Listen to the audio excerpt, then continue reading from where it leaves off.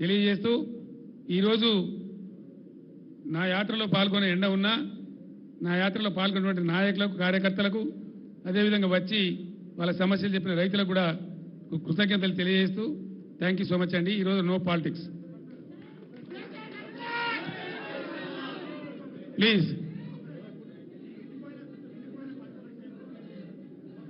Please please please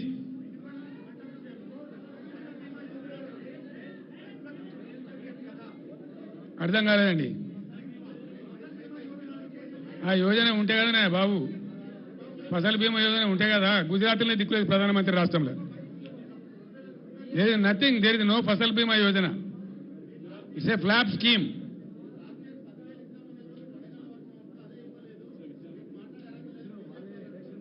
బీజేపీకి ఒక ముడ్డిమోకం ఉన్నదండి ఈ రాష్ట్రంలో. బీజేపీ పార్టీ, దానికి ఒక కథ. ఏందా బీజేపీ నాకు అర్థం కాదు. అంతకుముందు బాబు అంతకుముందు 100 కాన్స్టిట్యూన్సీల డిపాజిట్ పోయింది. మొన్న అసెంబ్లీ ఎలక్షన్లలో 64 సీట్ల డిపాజిట్ పోయింది. వాళ్ళు మా కార్యకర్త మా నాయకుల చుట్టూ తిరుగుతూ ఉన్నారు, క్యాండిడేట్ కావాలను క్యాండిడేట్ కావాలని. అదో పార్టీ, దాని ఒక కథ, దాని గురించో లెక్కనావా ఈ రాష్ట్రంలో. Sorry, thank you.